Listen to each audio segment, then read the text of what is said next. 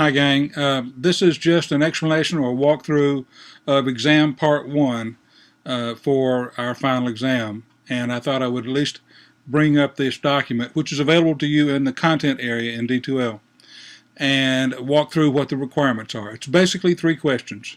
The first question, and you may want to go full screen with this document so that you can see this. It's less important that you see it's less important that you see my face and more important that you're able to look at the page.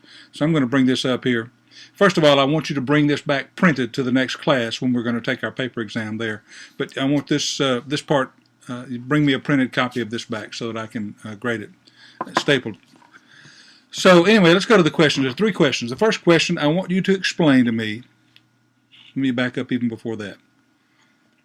I'm not looking for long drawn-out answers. I don't want a one-sentence type answer either. So it's just a matter of trying to explain, and I'm not looking for a major document here. But no single answer needs to be more than a page long. I'm not looking for that kind of thing. Don't teach me from the text or quote from the text or things like that. That's just repeating stuff that you can copy out of the book. You can take this open book, but I want you to be able to say this in your own words and explain it to me. Show to me that you know what you're talking about. So just don't repeat the points out of the chapters.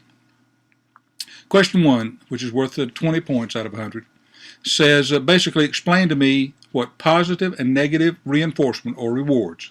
Positive reinforcement and negative rewards. What was that? As well as presentation and removal consequences or punishment.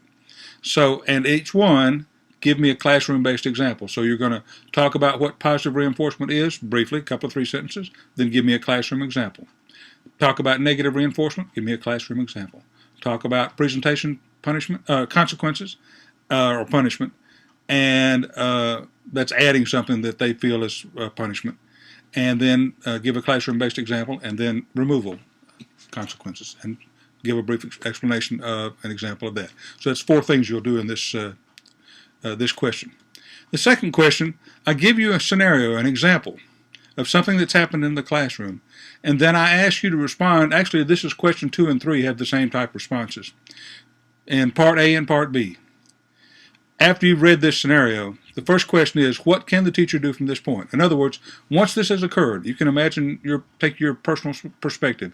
If this happens to you in a classroom, how do you recover from this point?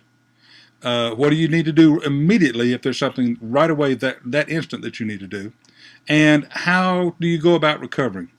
First of all, these questions should sound familiar. What's the goal behavior? What are the steps you needed to get there?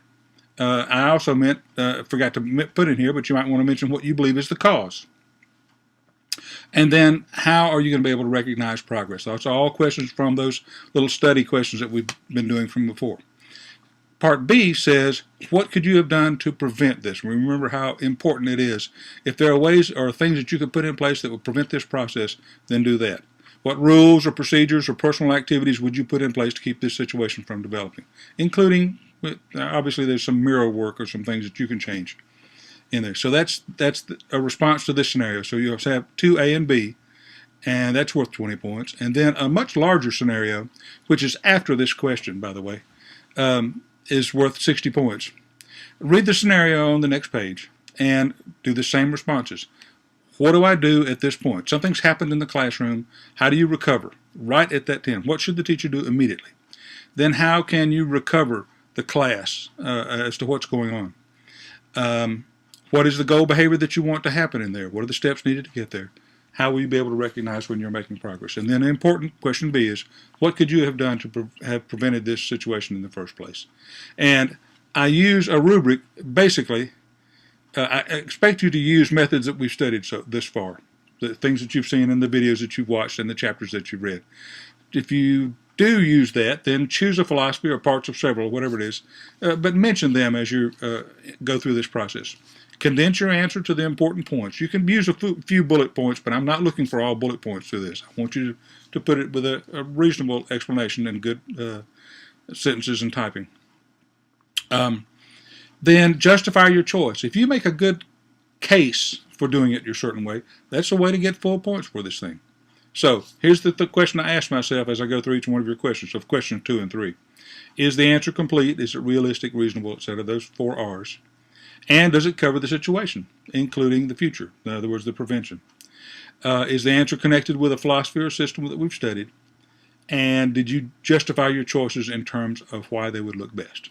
That's it. So the scenario is really on this following page right here that talks about you're a first-year teacher and was assigned a 5th grade at XYZ Middle School.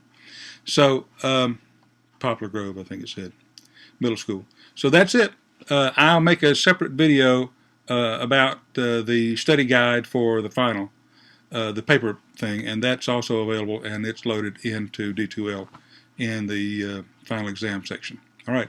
Good luck. See you there.